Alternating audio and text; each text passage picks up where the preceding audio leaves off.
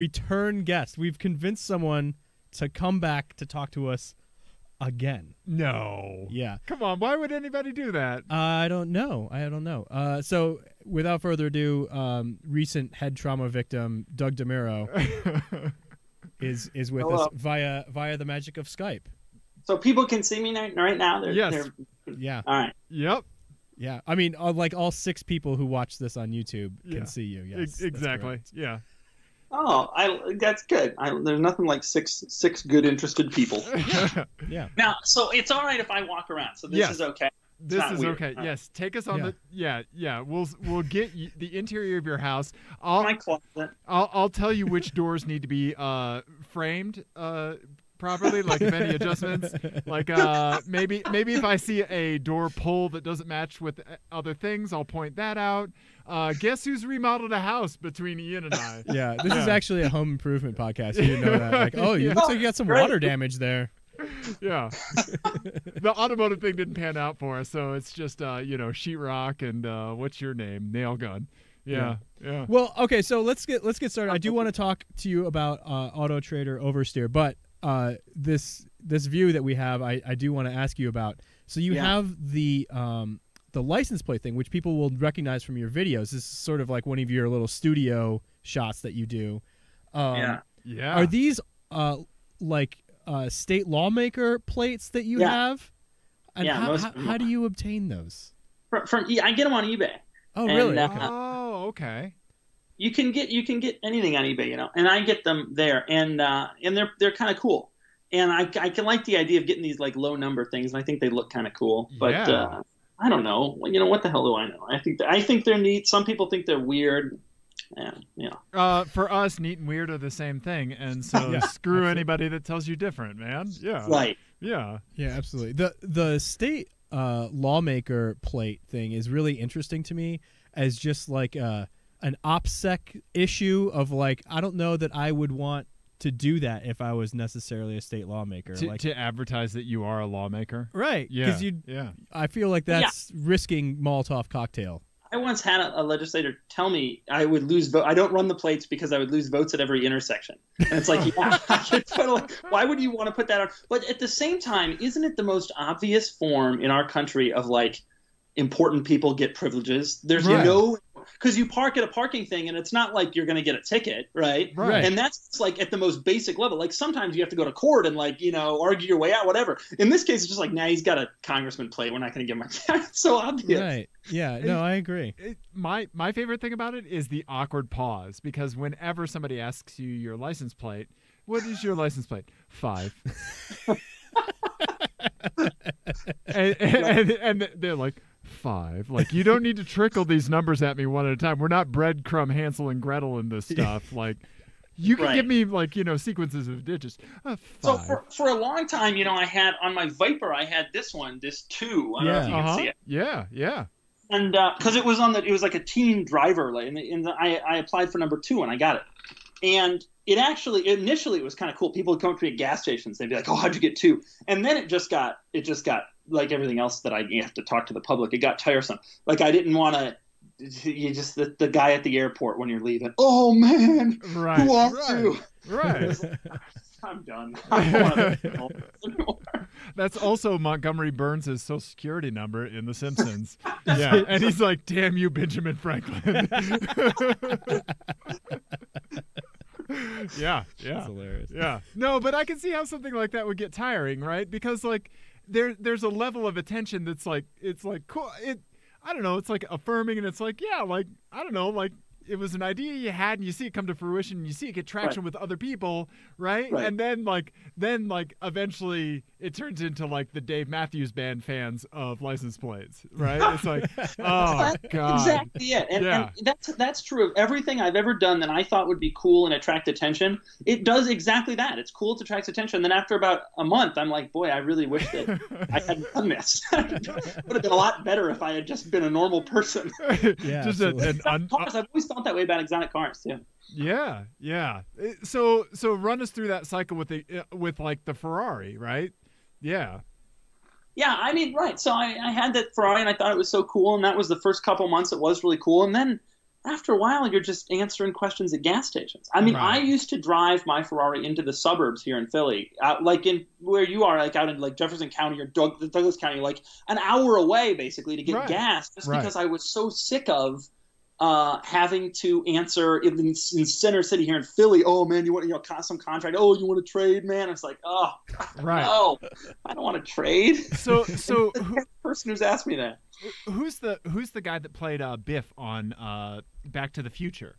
Yeah. So he has like this card that he printed up with like all of these questions. You know, Michael J. Fox is a really, really nice guy, and you know, the last time I spoke to him was, you know, like and so he just hands people these cards. That's so smart. I should have done that. Yeah. Right. Yeah. Right.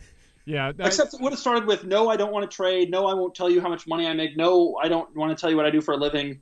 Yeah. I probably hate you. Yes, it costs more than your Honda Accord. Right. Yes. Right. Well, you know what? I'm glad you started the conversation that way, because I think that by you avoiding doing something like that, you're avoiding like instantly focusing on negative things like no.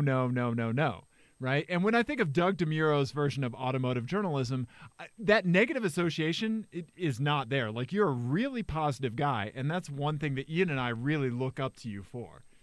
Yeah. I think positivity is super important. I mean, I for a long time, people accused me of being too positive. And then I realized I need to start seeking out some of the cars that I don't like and do videos about them because there are them. And, I realized I really should just go down this road, and I don't really care what the manufacturers say anymore.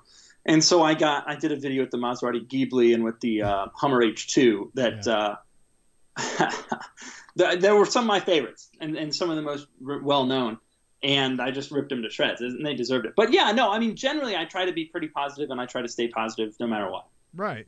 Yeah, no, it's admirable, and we can't have enough of that in the internet today. In the internet. Right. Yeah. And it's hard. And we will talk more about that in a second. But I do want to, before we get too deep down that rabbit hole, I want to give you a chance to tell people about your new project about, like, it's not that new anymore, Auto Trader Oversteer. Yeah, we've been doing it about a year now. When was I on last? Do you remember? It was about a year ago. I was still on Jalobnik, I remember. Yep. Yeah. It was a little over a year ago. Right before you went. Right. Yeah. We had you on, and then Gawker declared bankruptcy, or was that? Yeah. You're welcome. Yeah, because you bumped us to the front page, and then I think it was like the next week, Gawker was no longer a thing, and we were like, sorry guys, sorry. Yeah. Hey. Yeah. Yeah, and that was a rough time, and I kind of realized I had to do something. But I've always been I've written for Auto Trader since I was in college, and after a couple of years, they came to me when they realized that my popularity was sort of getting bigger and bigger, and they said, hey, why don't we try this, more of a fun thing? Because a lot of the stuff that I'd been writing for them was like, should you buy your lease and that kind of thing. It was helpful, but they were like, well, let's get enthusiasts, and so we launched this, and we're definitely not as prolific in terms of number of published pieces a day or whatever as some of our rivals, but we've been having fun and we've been doing really well. The numbers have been really strong, and it's the best job I ever had. I love it. It's fun to be able to write like whatever I want, and it's great. It's been great so far. Well, and it seems like you have a really good little community as well. Like the commenter community is really good. I'm surprised how many people comment. I honestly thought that we'd launch it, and then like a week later would be our last comment, and like no one would ever comment again, and like occasionally. And I was so nervous. I mean, you don't know. You would turn into Drive Tribe. No idea. But it didn't go that way. It's gone really well, and it stayed relatively popular.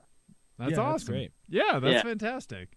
Yeah. So, how would you describe like the voice of Oversteer? Because it does seem to have like a weird niche a little bit in the space. Yeah.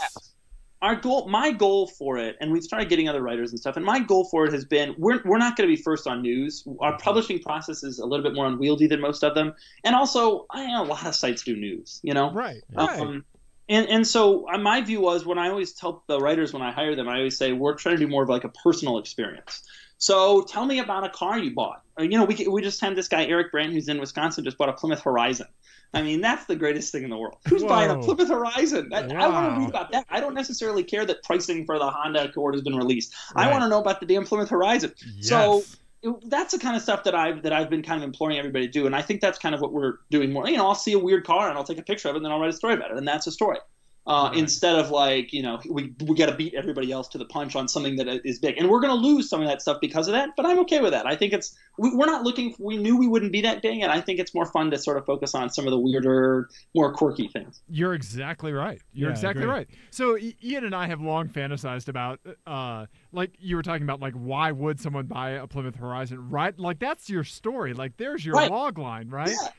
So we really wish we could make this happen. We want some kind of badge or credentials where we can just roll up on a random person, like someone with a Nissan Murano Cross Cabriolet or something, and just go, explain why. Oh, you think about that all the time, don't you? You see that all the time. And I want to say, and it's not only weird cars. Sometimes I'll see like just an older, like a Pontiac or something that's with really old plates, and it's a one owner for like 20 years. Yeah. And I want to be like, what happened? How'd you end up? What has it been like? Have you really done this? Are you serious? Yeah.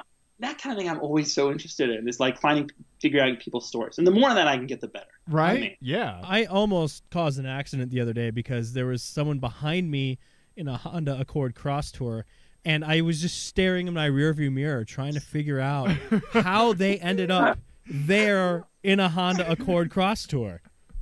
Yeah. And the Cross Tour makes more sense in your market, though, because they offered all-wheel drive. So if you don't want an Outback, maybe you get a Cross Tour. Right. Yeah. I guess you want an Outback that looks like it had been in some sort of horrendous, like, genetic experiment accident. Ian, I kind of like the way the Cross Tour looks. Oh, it's terrible. I kind of like it. It's like a pug. Doug, did you know you were going to witness a friendship breaking up? The last 2 years have taught me, with Lexus coming out with all these cars, has taught me that styling doesn't matter as much as I thought it did. Like the Lexus NX and the Lexus LX are two truly heinous automobiles. No, you're correct. Yeah, people you're not buy stepping them. on It's toes. not a huge deal. People purchase them, and it's fine. And I think I've realized that if you have a strong brand name and good packaging and good price point and good warranty, people don't really care what it looks like. You can come out with a car that looks like the Lexus NX or the Cross Tourer or whatever, and you can sell them. Honda's got a good brand name. People bought that car. And with Lexus, like the lead designer was like, people are just going to need to get used to it. Like, yeah. He was like, I don't care. We're going to keep making this weird grill that looks like a Braun razor, and it doesn't matter. It doesn't matter. My dad, for years, my dad has had a Lexus RX, the boring one. It's got an 05. My girlfriend has a 2011, yeah. And when the new one came out, he didn't want it. And he bought a Lincoln. And I was like, that was exactly what was supposed to happen. Okay. You were supposed to not want it, and you were supposed to buy a Lincoln because you're 75 now, and that's what you do. Yeah. No, but people are sticking with it. My girlfriend's probably going to get another one, with that grill. But with the grill, because she's had a good experience, presumably, right? She has had a fantastic experience with it. Nothing's ever gone wrong. I still want to use it to shave my pubes. It is. I mean, I wouldn't buy it, but I think people are less moved by appearance than I ever thought they were. Right. I really thought that people would be like, "No way." Yeah, no, you're exactly right. Yeah, because now she's like, like it does drive really nice. Right. She's just accepted it, and like what can you say to that? It's over. Yeah. And the dealer experience is so good, and blah blah blah. And at that point, it doesn't really matter. Completely makes sense. I totally get it. But like you said, it just doesn't make as big of an impact as you thought it would. Right. Right. Yeah. Right. Yeah. Right. You think like, Lexus, rolled its shutters. No, they're selling more than ever. Yeah. When the GX came out with that facelift front end and the rest of it was the same, I was like, this is the worst thing I've ever seen. And then they just did it over and over again. Yeah. I was like, bam, bam. Yeah. You like that? Yeah. I will say that it does kind of work on the new the 500 thing, the 5 LX. The LC. Yeah, the LC. Yeah. It does kind of work on there. But on everything else, it looks like an electric razor. It does. Yeah. I like the GS. I like the IS. I actually like the cars because it's smaller. Yeah, right. The trucks, it's so big. The GS, the IS, I think are some of the better looking cars. But it just doesn't work when it's like 3 feet tall. Yeah, it's ridiculous. Yeah, I agree. Can we stop talking about Lexus for a second? No. Welcome to Lexus Cast, Doug and I's new podcast about Lexus. Jesus. I wanted to ask you about, so you do some of these posts on Oversteer where you're like, these are what's on Auto Trader right now. Yeah. And you posted one recently that's just amazing. The M5 Touring from like 1995. I sent you a link, Dave, if you want to pull that up. I will pull that up and show the internet what we're talking about. Yeah, that thing's crazy, right? I can't get over how much I love that car. So this is a 95. Oh, you'll pull it up actually on the YouTube so people will be able to see it? Yeah. Oh, my. This is so high tech. And it looks like at the very bottom there, it looks like there's a credit card machine down there. That's what I believe that to be. Yeah. Further out, whatever that is, there's a This guy, that's my keyboard. Yeah. No. Right in front of that thing, you get so many wires and machines. Welcome to my life. Well, Doug. okay, and also, so you're seeing a slightly different view than everyone else is going to see because reasons and IT and Skype and everything. That's very boring. Well, let me tell everyone else. These guys couldn't get on a plane with the stuff they have. No. We did record an episode in the what airport? Oh, in the Detroit airport? Yeah, in the Detroit airport. Which is a great airport, as it turns out. It actually is, yeah. We didn't look suspicious at all. No. Yeah. We're here in the airport. Anyway, I'm sorry. I didn't mean to interrupt. So the M5, this is a 95 M5 station wagon. They didn't sell that body M5 wagon here in the States, but a company years ago federalized it, and so now they can be brought over pretty easily. This one is just ridiculous. It's so they want $130,000, or whatever it is. I think it's 130, which just sounds insane. But one recently sold for like 125. That's incredible. It's nuts. Yeah. Rise of the BMW is upon us. Mark my words. Yeah. What'd you say? Sorry. That BMW. I think BMWs are going to start shooting up. I think that's the next car to go up in value.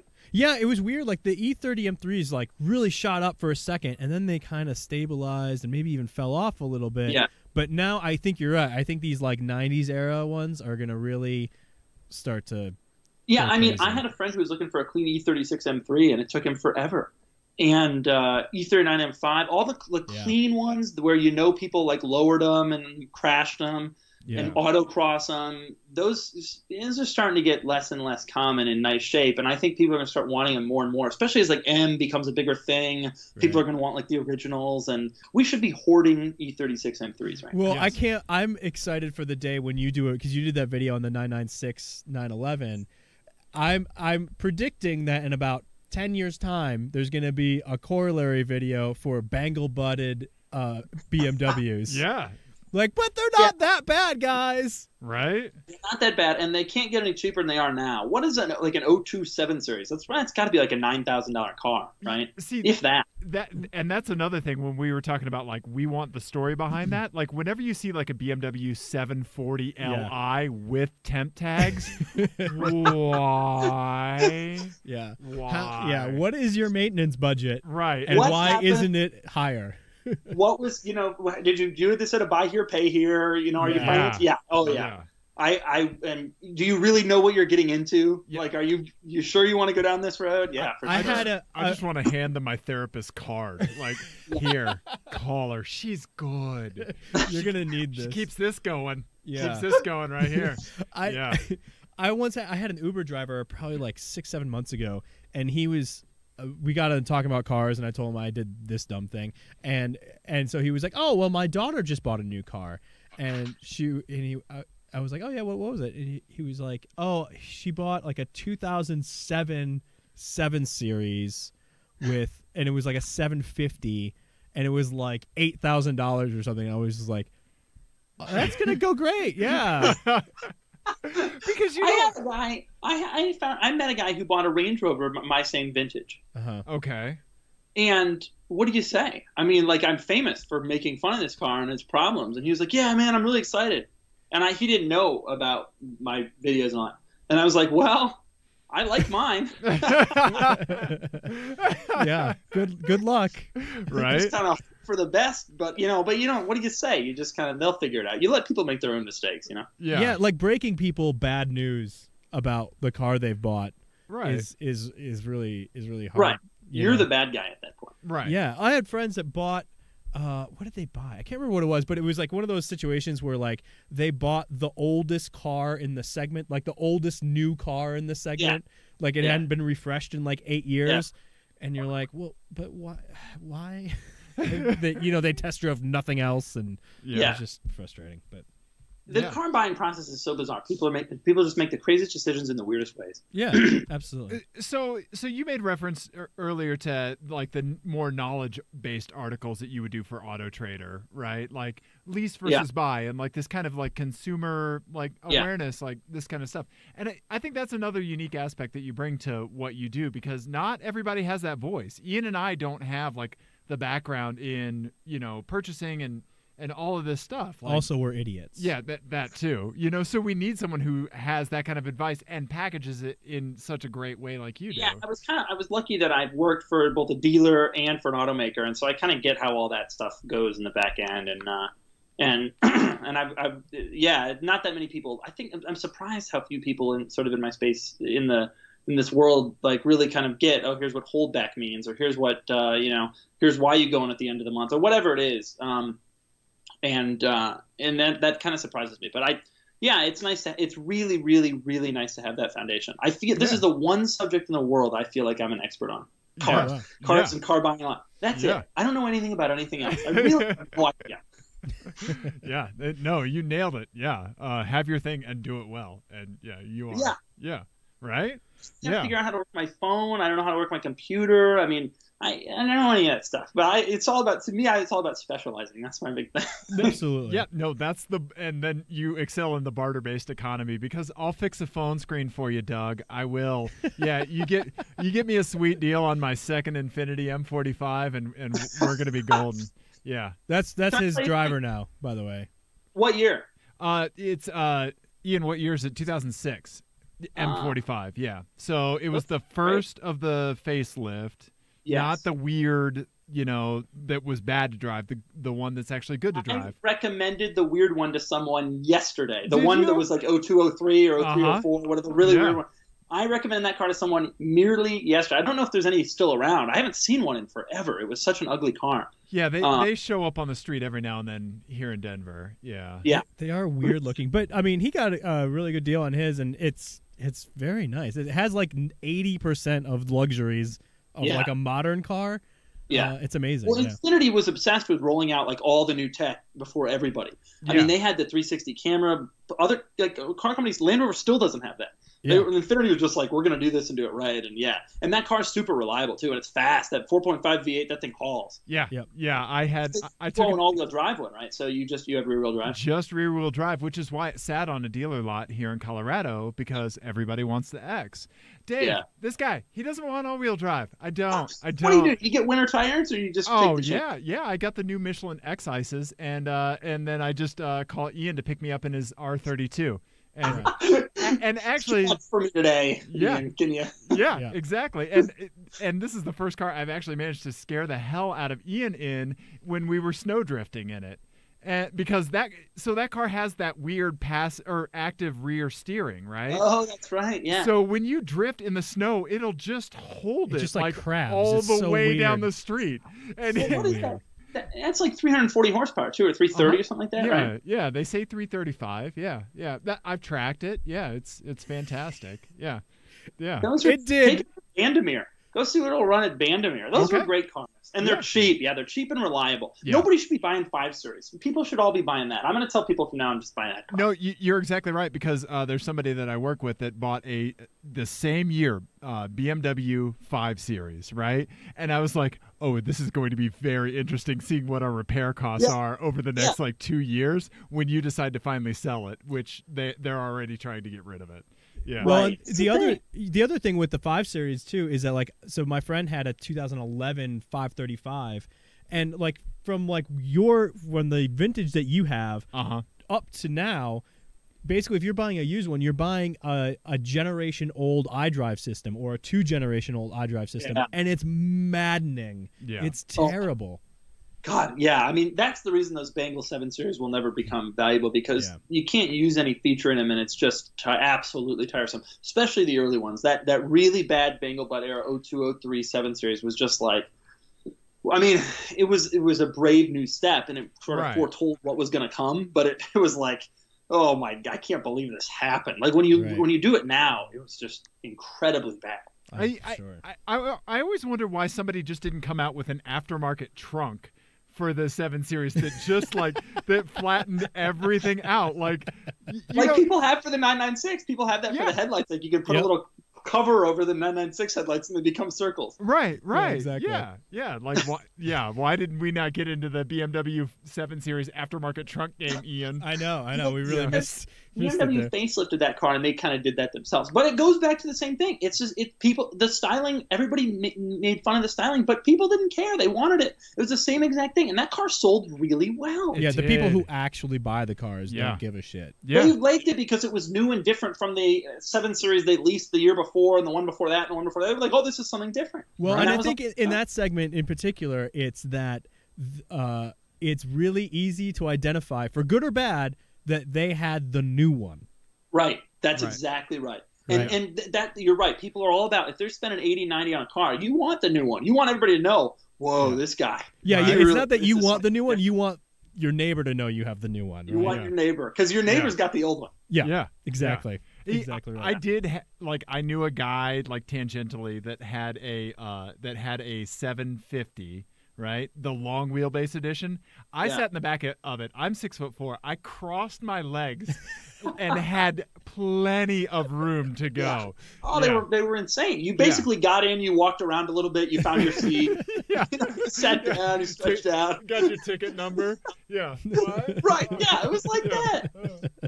Yeah. That's hilarious. Oh no, we have the poor seat you. Yeah. Oh. All right. So all of that was because we were talking about oversteer. Yes. But yes. I do want to do an FMK cars on Auto Trader right now. So this is the 3 most expensive cars on Auto Trader right now. All right, I know exactly what they are, probably. I think I just did this morning. But okay, go ahead. From what do you got? 30 years ago. Okay, so let's explain FMK Cars for really quickly for anyone who's new.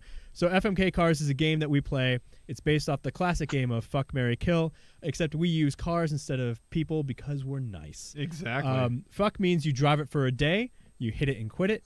As the youth say. As they do say. A middle schooler told me that.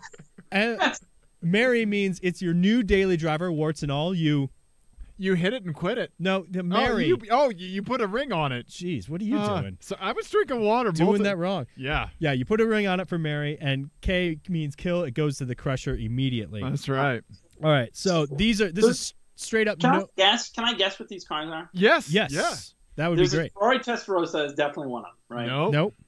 There's it's Lamborghini Countach. Nope. From 30 years ago, 1987. 87. Yeah, the Countach was out then, right? Yeah, but it's not. It's not one of them. What would be an 87, like a Grand National? I guess those were 88. Some Grand really National prices are not to this level yet. Some really low mile Corvette that some guy thinks is worth like 200 because he never drove it. Nope. Yeah. You're gonna be flabbergasted. Yeah. I promise you. You're gonna be flabbergasted what they are. Okay. So the top one.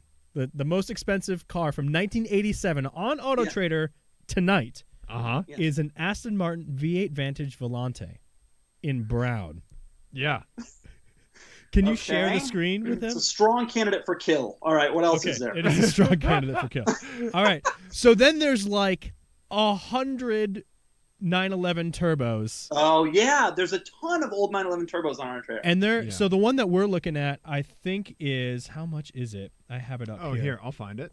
It is $169,000.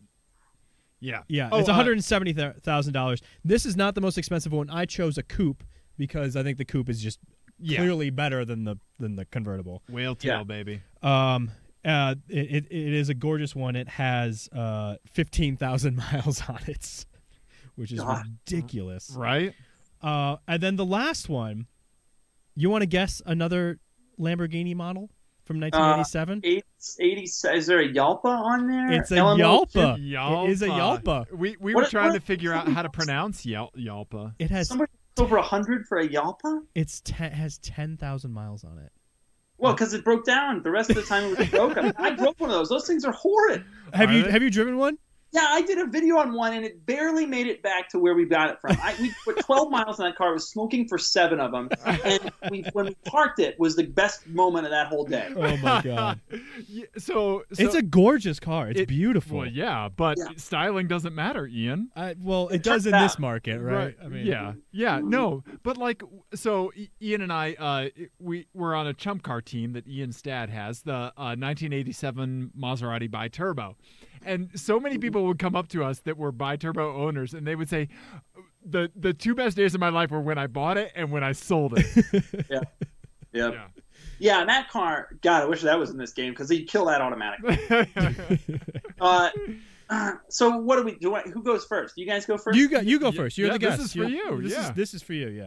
You kill the you fuck the Yalpa. Okay. I drove that. That's a fun car once. Okay. Yeah. Okay. You marry the Porsche and you kill the Aston. The Aston, that vintage of Vantage Volante was not a particularly attractive car. It was not a good performer, and they're impossible to own. That is I can't believe people are asking 200 or whatever, 120, 140. Oh, no way. Sir, $370,000. It has, but it has 7,000 miles on it. That car could have 0 miles on it. Half that. I love for the podcast listeners, when you hear silence, that's when we all just throw our hands up like life isn't even worth living anymore. I'm done. I don't even want to be on this planet anymore. Yeah, and Aston's heavy to appreciate. The thing is, it's easy to marry the Porsche because you know that car's going to be all right. You know that you can own that, you can drive. I mean, those were famous for being a little squirrely, but at least they won't break down all the time like the other two. Right. And there's a billion people with mustaches that know how to fix it. Yeah, right. You can go to any guy with a mustache and he'll have enough tools to be able to get you going. You know, the fan bell on my Porsche broke. Can you help me? God damn it, I can. I don't know how, but I can. Right? Just combing. Yeah. Okay, what would you do, Ian? Yeah, I think I would do the exact same thing. Okay. I think that's the answer. That is the answer. Yeah. Okay. So speaking of unreliable cars and cars that break down, I have an FMK cars for you. All right, Doug. So the twist with this one is you have 2 cars. One you drive until it breaks down. The other one you have to drive back. The same distance that you drove the other one. Yeah.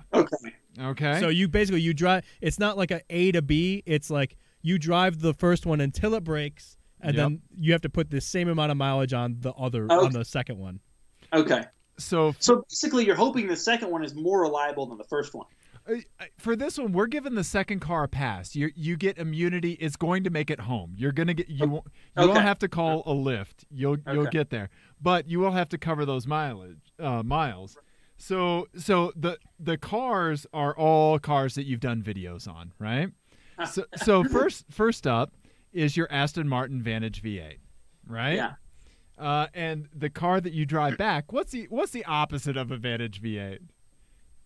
The literal opposite car? Yeah. That you've done a video on.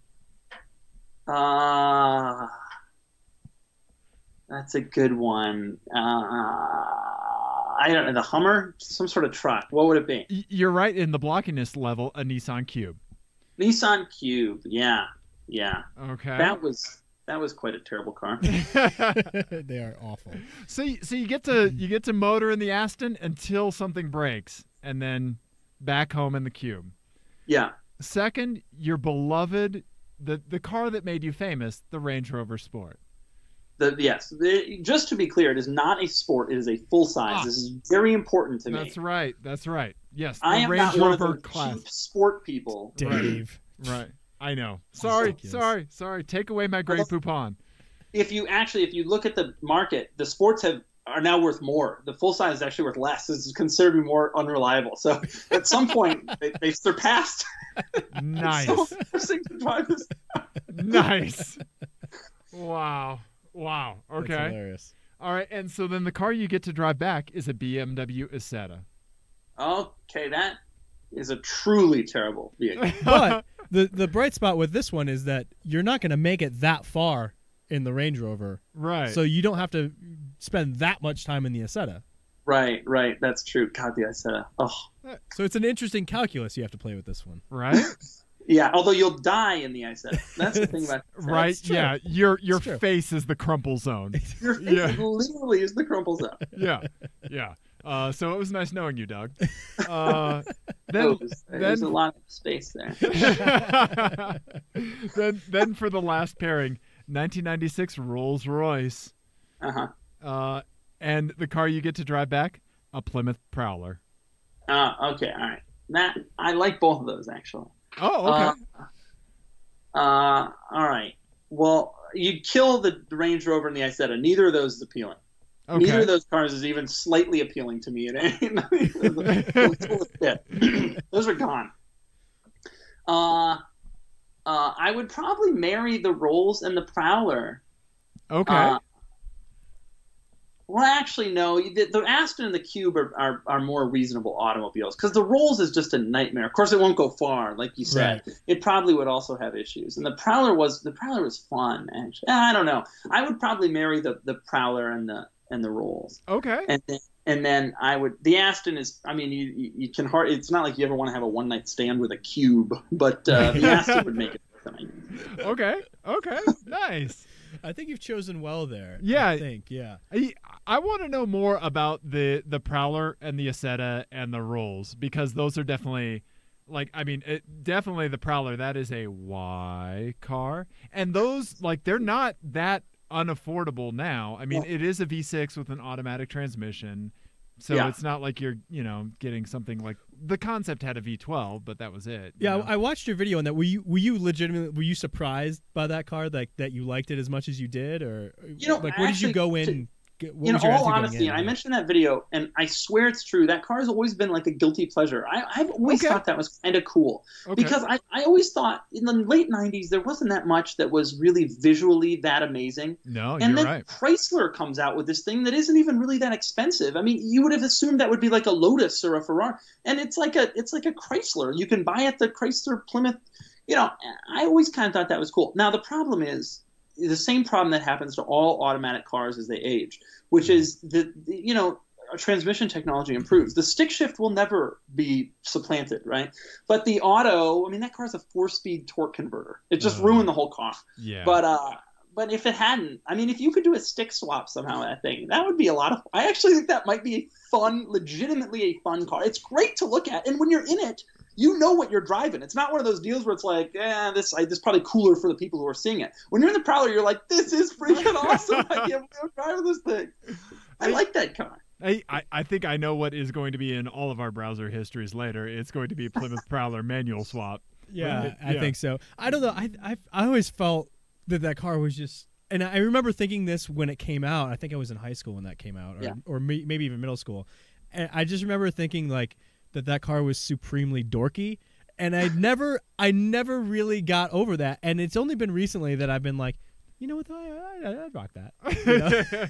You were right, of course, because the truth is the only people who bought those were guys who were like 65 who wanted to be in the Prowler Club, right. And they couldn't ride a motorcycle or didn't want to, or they couldn't fit on one. Well, or it was people who wanted the DeSoto and couldn't afford it at that time, because that was the market that was crazy. Right? And so no one bought that because it was cool. Right. Plymouth probably thought, we're going to get a bunch of 25-year-olds who think they're cool. No, it was like 74-year-olds who got the trailer and like went on the drives, and the cruises. That was who bought those cars. Yeah, it's the recumbent bicycle of auto enthusiasts. Right. My theory is that there is never not ZZ Top playing in one of those. Yes, exactly. Yeah. No, like the buttons, they don't do anything. It's just legs. That's it. Sharp Dressed Man.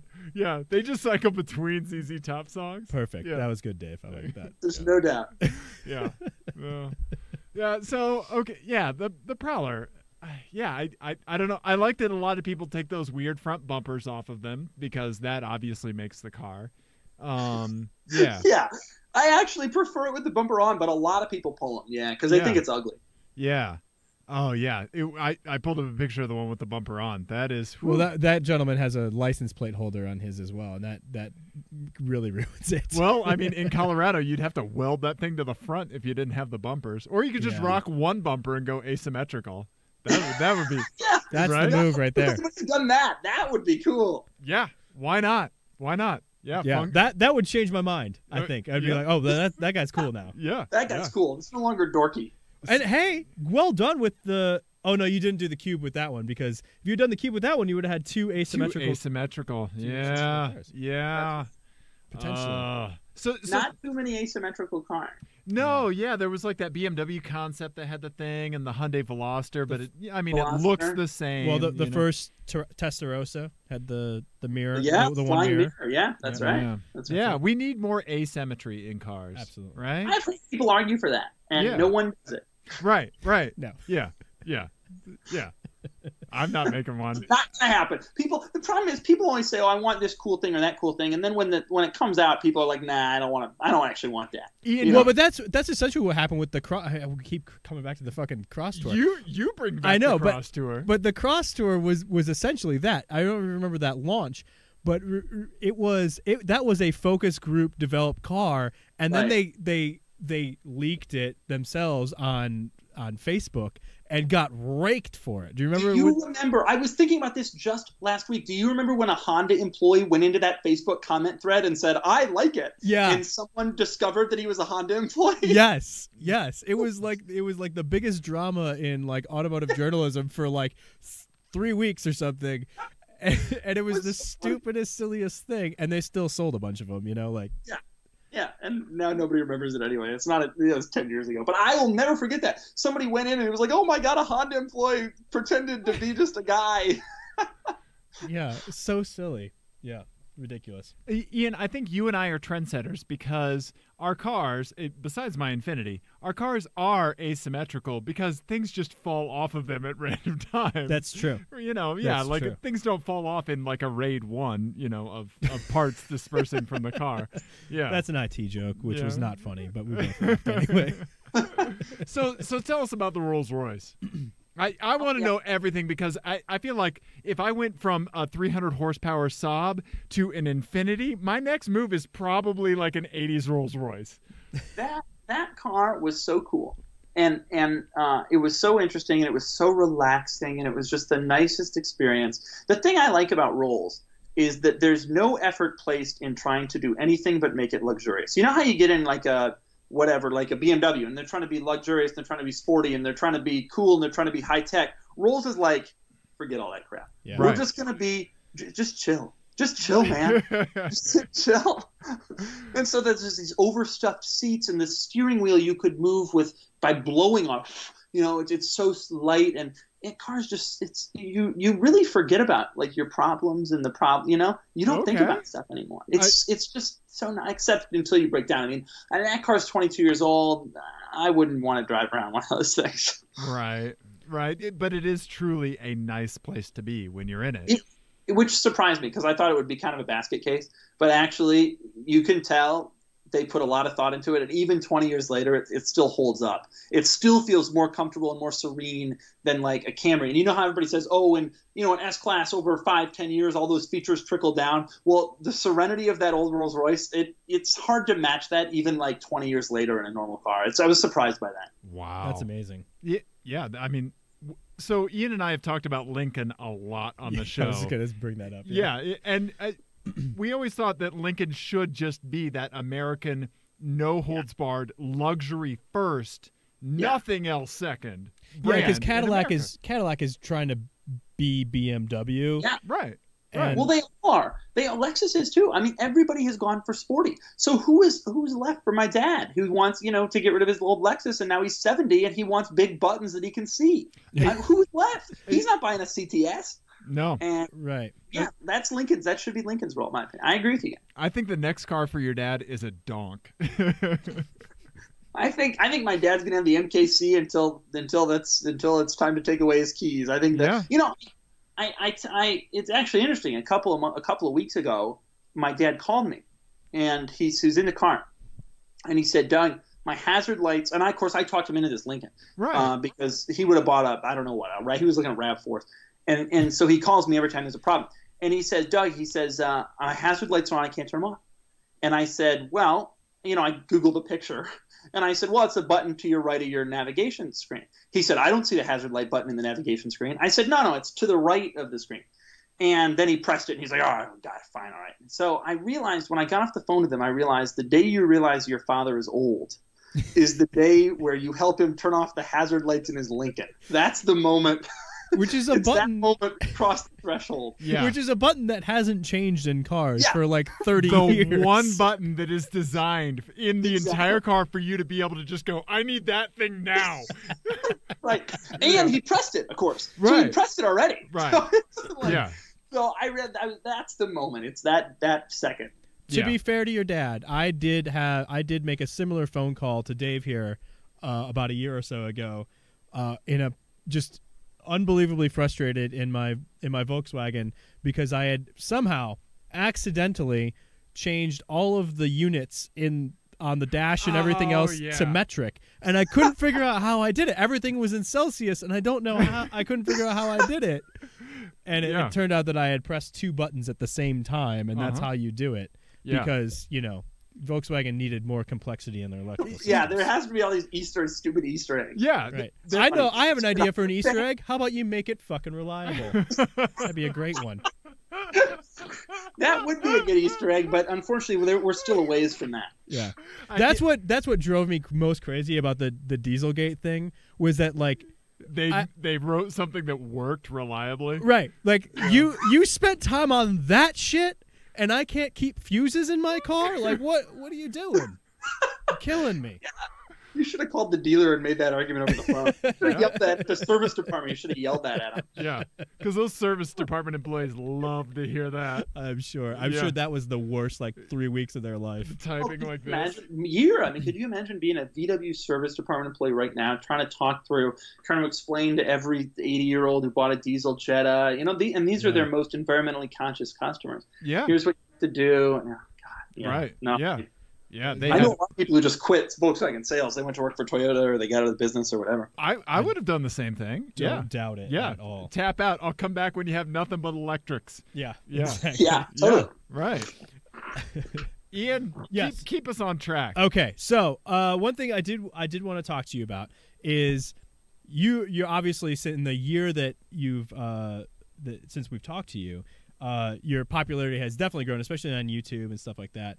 And that has obviously benefits and also drawbacks because it is the internet. So I was wondering if you wanted to address that generally, and also talk about just kind of finding your voice in automotive journalism. We kind of touched on the fact that you have kind of more of a positive spin in general, but yeah, that's sort of how you deal with negativity. There are definitely drawbacks to it, but I mean, truthfully, I have the greatest job in the world. Like, I'm not, it's hard to complain. I think about that. I work really hard. I always tell people if I knew how hard it would be, I don't know if I ever would have quit my desk job. Okay. Okay. And I film every weekend. I just took my 3rd day off this year. I film every day of every weekend, and that it's a little bit challenging because I never really expected that it would, you're just on YouTube making car videos. How hard could that be? Right. And in that sense, I have a ton of respect for the guys who do the vlogging, who are out there every day putting up a video. My videos are generally a bit more edited than them because I do 2 a week, but they're still, I watch their stuff. I'm like, how do you do an 18, 17-minute video every day? You're crazy. Right. That's probably the biggest drawback. The other one is I have to be nice to everybody now. A couple of weeks ago, I had Postmates delivered to my house. They come and deliver you the food. And some guy afterwards, he tweeted me and he said, "Hey, Doug, I just delivered you food. I hope you like your Chipotle." And I was like, "Oh my God." I was like, I hope I didn't say that. And so now, I'm at the bank, I can't get mad at any, I Comcast. I call Comcast. I got to be nice because, what if that leaks? Doug, auto blogger yells at me, so I got to be. I have to. To be fair, I think most people would be on your side on that one. Yeah, true. Right. God. Yeah. The biggest drawback of Philadelphia is that Comcast is headquartered here. But hey, where'd Doug go? Our internet connection went down. Do you know that Comcast has a special number they give to their employees to call? Oh. I swear. Yeah. Okay. Some of their employees have shared this number with me because I've complained about it so much. Sure. Because I've met them over the years, living here. Yeah. But truthfully, I mean, yeah, and the thing you're touching on, commenters and that kind of thing, it hasn't really been a problem. You just kind of learn to let it roll off, and I've gotten really good at just people say stuff, you move on. And the thing that really keeps me going with that is the thing that I've realized that's most surprising is how quickly people forget stuff. Okay. People will be mad at you on Tuesday, July 11, and on Tuesday, July 18, not a single person will remember that. So the Audi All-Road Owners Club still isn't like beating down your door? That kind of stuff. It's exactly that kind of stuff. I mean, I posted that video and the Instagram post. People were so mad, and nobody cares. It's just incredible how quickly things die on the internet. And so when I'm the subject of a lot of angry comments or whatever, I just I'll wait till tomorrow. And you just kind of move on. And I mean, nobody talks about that girl who was on that flight to South Africa who tweeted that thing, about getting AIDS. When was the last time you heard that, man? I mean, that was the biggest story on Twitter that year. And it was all confined to the span of a week. And now it's completely forgotten. Yeah. And that's kind of what I base, anytime I get a negativity, that's kind of what I base my thoughts on. I just don't respond or whatever and just move on. And people just don't care all that much. That's probably the best way to. And to be honest, the Audi All-Road owners have bigger problems to worry about. So. Right. Yeah. The other thing is, it's important to me I'm just trying to talk about cars. There's a lot of people who want to bring in drama and bring in this and bring in that. And a lot of the vlogger guys do. I'm going to the store today. I'm whatever.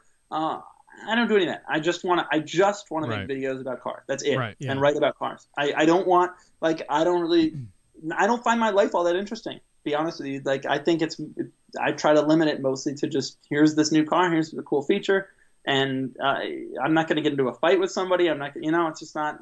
I don't find it interesting. I think most people who watch and who read, they come home from work or they're at work and they just want to break. They don't want to get into Doug's fighting with some guy on the internet about this, and I devoted 5 minutes out of a 10-minute video to.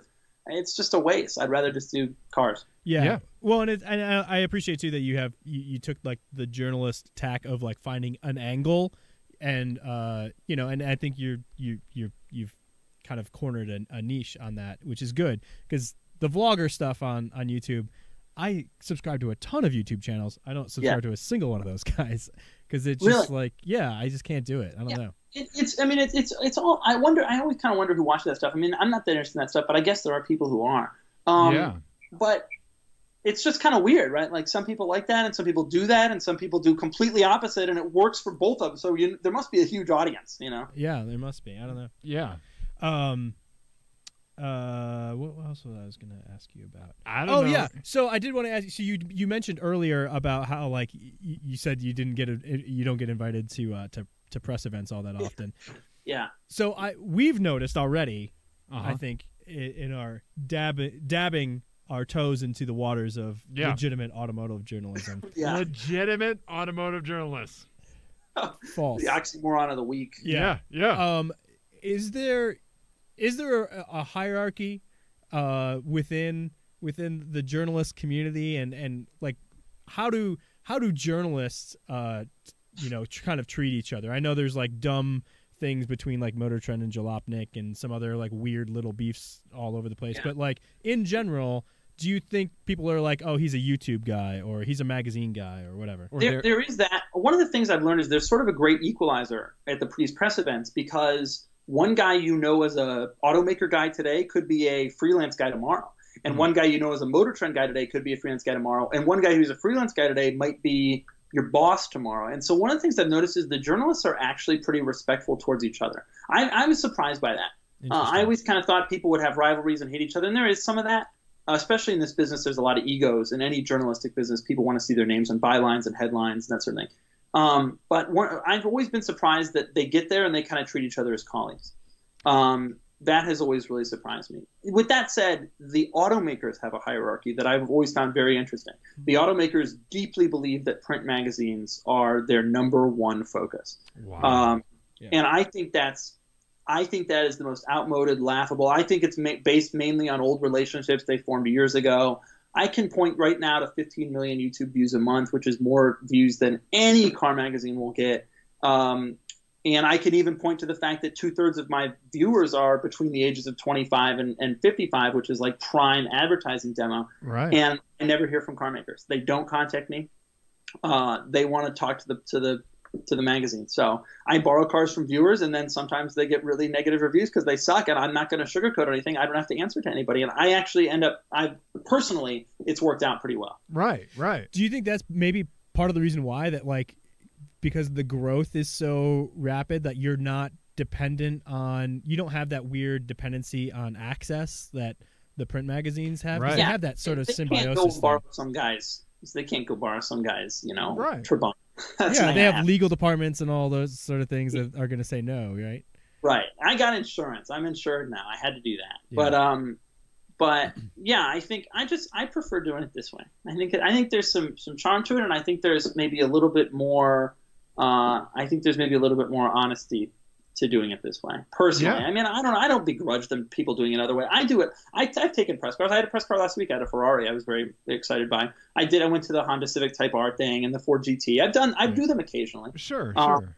But so I don't begrudge anybody who does it. But I think that there is, a different level of like, a realism. I don't know, maybe something like that, truthfulness to just getting a guy's car, a rental from Turo, and just being like, yeah, here's what I actually think of this thing. Yeah. Right. Yeah, absolutely. Yeah. Yeah, we did Turo with the Focus RS. And Yeah. There's the Focus RS in Denver, the gray one. It's gray, right? Yeah, I drove I that. tried to rent that car, and it like got hit the day before I showed up, and I had to get a really? new car. No. Sorry about that. Yeah. It wasn't me. When I got out of the passenger seat, it felt like Ian had just beat me with a tennis racket for 20 minutes.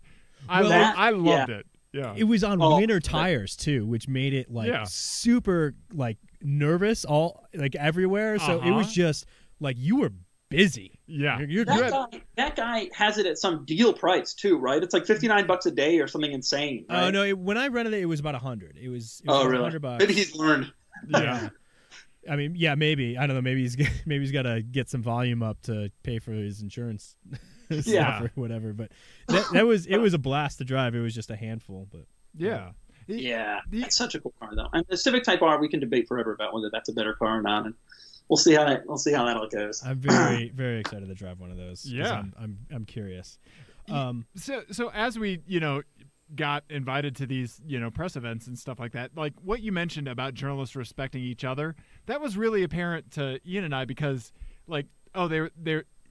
we're the only podcast in the Rocky Mountain Automotive Press Association, right? Right. And everybody was like, "Oh, you're a podcast. Okay, so you're one of us." And we thought like we would just get like the scraps, like, here's a 6-year-old Infinity, Q, EX or whatever, but it was weird, like so much so that like our normal instincts were like, is this okay? Like, like that people guard are being like nice. Yeah, what's going on here? The thing I learned is when I go to these things, I seek out. I don't care who you write for or who you podcast or whatever. Literally, I care that you're a decent person who I can have fun with and talk about cars.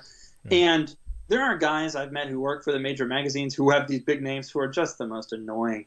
And I don't want to be. What I want to do is I want to be with someone who's cool. And you could be writing for in a newsletter for your neighborhood, and if you're cool, I want to hang out with you. That's all I care about. Yeah, life is too short for that other stuff, man. Yeah, right. Absolutely. Yeah. So I do want to. This does bring me to an FMK Cars that I wrote. This one does have a catch. So this one is called Connected Cars. Now the cesspool is everywhere you are. These are the last 3 cars on your YouTube channel as of today. And these all have an internet pitfall twist. Okay?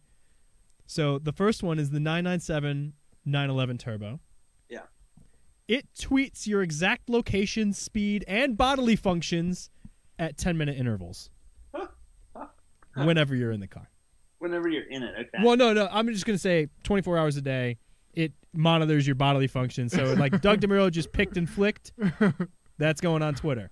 Right? Okay. Oh, sleep pooping is a thing. Didn't know that. Yeah. All right. So the next one, original Audi R8. Yeah.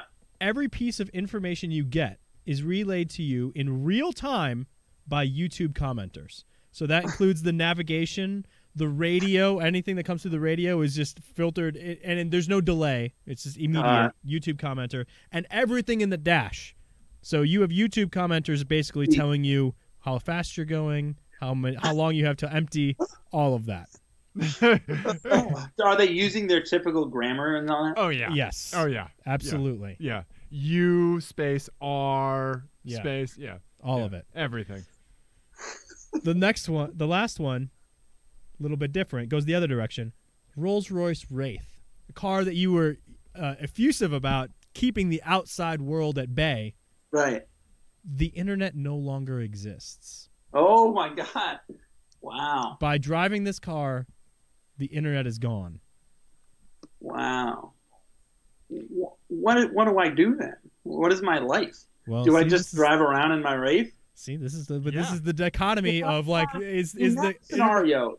Do I have like enough money to live for the rest of my life, or do I have to go get a job? No, you're gonna have to get a job. Yeah. Well, I don't get a job. That would kill that one.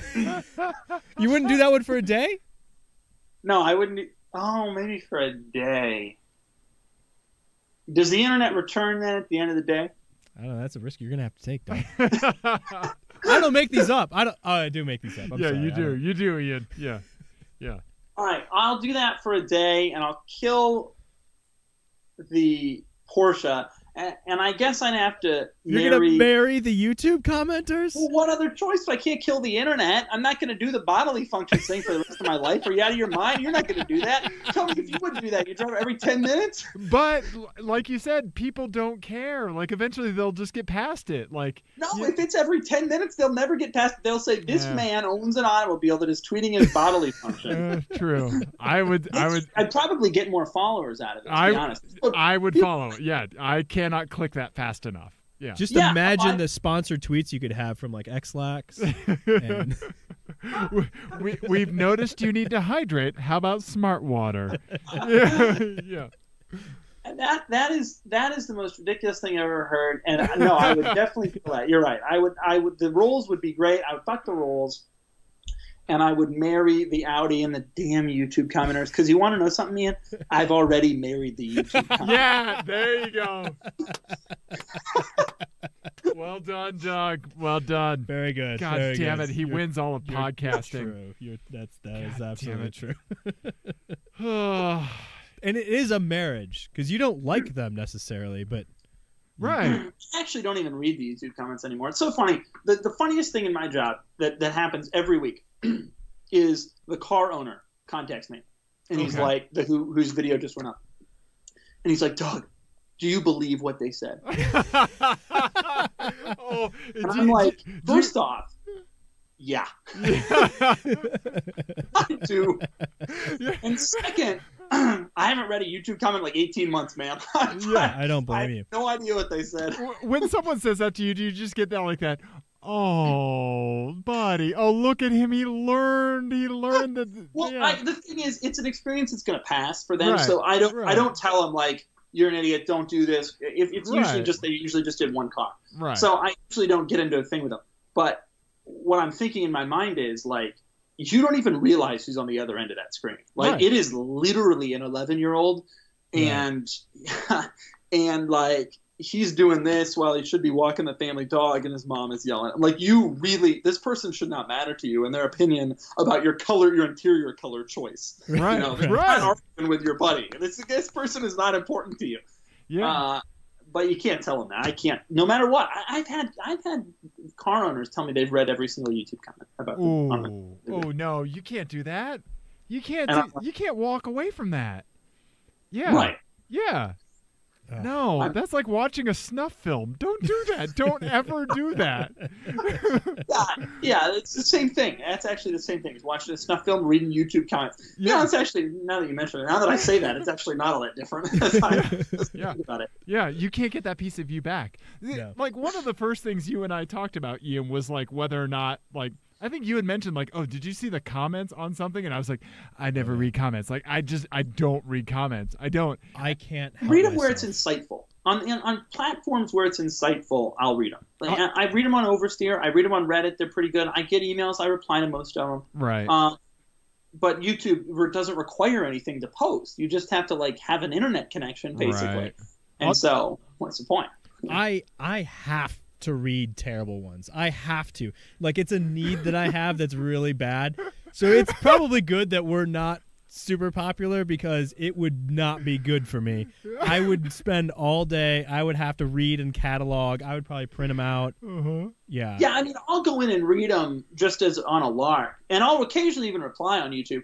But like, I never will take it seriously. In fact, there are some arguments to be made that if the YouTube commenters say do X, maybe you should think about doing Y. Yeah. Like, really, maybe that's not right.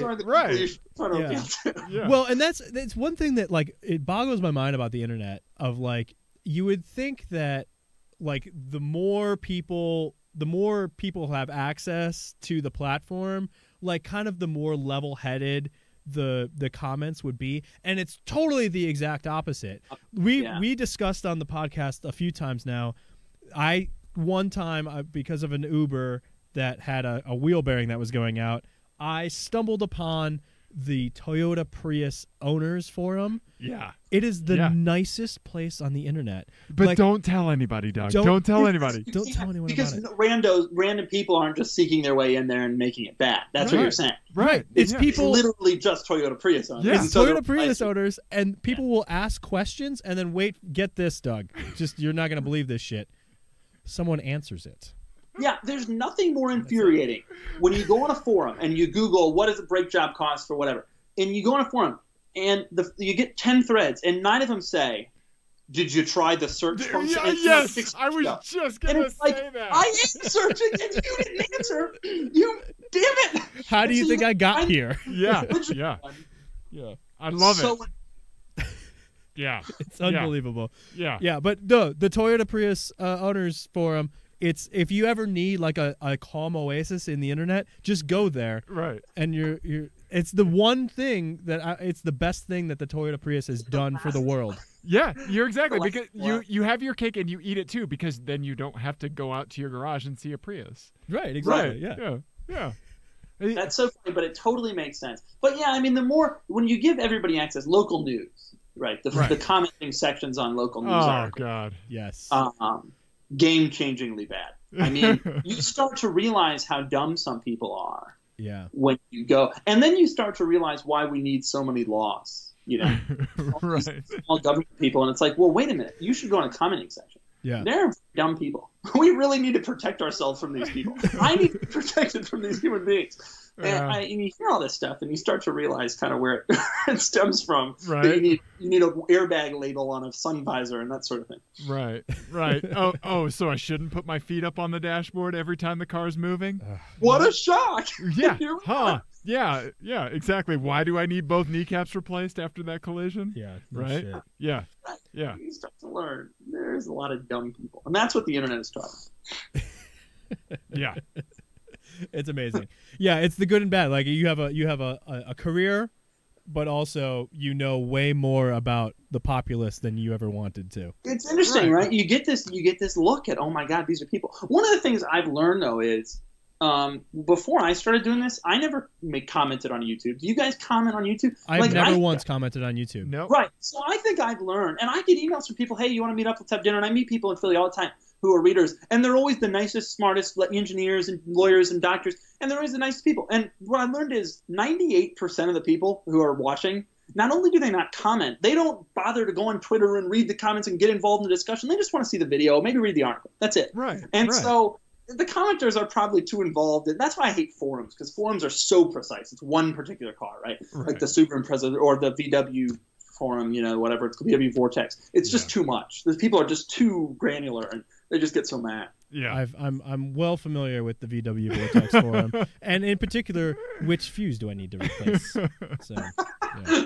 Use the search function. Exactly. Have you tried the search function? Yeah. Seriously, it's ridiculous. Yeah. If I were to like come up with a new forum software, like a back-end software, I would just automate a kill tool for like anything that like anyone that has any thread that has. Have you tried the? Yeah, have you tried the search function? Right. And by kill, I don't mean delete the forum post. I mean send an electrical shock through the keyboard to kill the person who posted it. That's what I mean. mean, that's a dream. Boy, isn't that just a dream? Right. Physical enforcement of bad internet behavior. Yeah. Yeah. Amazing. Yeah. You're the next Pied Piper there, buddy. Yeah. He's so nice. Yeah. Yeah. No, and the time that it takes them to write that too. Of course, they could have just given the answer, but they want to be Right. holier. It's Right. amazing. Right. Yeah. Yeah. Do you have one last FMK cars? I do not. Oh, you don't? Okay. I don't. Yeah. Well, Doug, is there anything else that you would like to discuss? We've kept you for kind of a long time. Yeah. No, we No, cannot it's thank you fun. enough. It's fun. You guys are always so much fun, and I appreciate it. And I'll be back for number 150 and every 50th episode from there on. Okay. That Yes. sounds like a deal. That's I appreciate fantastic. you, sticking through. The first time you were on, I don't know if you remember this or not. This was it was supposed to be our book club. Oh, we yeah. had you on for the book. Uh-huh. And Right. do you know how many episodes we did of the book club? How many? One, Doug. Oh, look at that! You were the only author who agreed to come on. Yeah, 100% success rate being our book club book of Well, you know the what's interesting? book. We had last time it was just over the Skype or whatever, and now it's Skype and video. So who knows next time? Right? What medium? Yeah. Anything could happen. It'll be pigeons next time. Long form, just pigeons back and forth. Doing semaphore code. Yeah. Doug, this is fantastic. Yeah, thank you so much again. And again, next time you're in Denver, look us up. And thank you again, everyone. Go check out Doug. Yes. At Doug DeMuro. Let's give Doug all the plugs. All the plugs. Auto Trader / Oversteer. And anything else? Type that into your browser manually. Yep. Yep. See what happens. See where you go. Yep. Exactly. No, nothing else. I really appreciate it, guys. Thank you so much, and it's fun to be on. And I'm sure I'll talk to you guys again soon. All right. you Awesome. Thanks again. Bye, Later. everybody. Okay.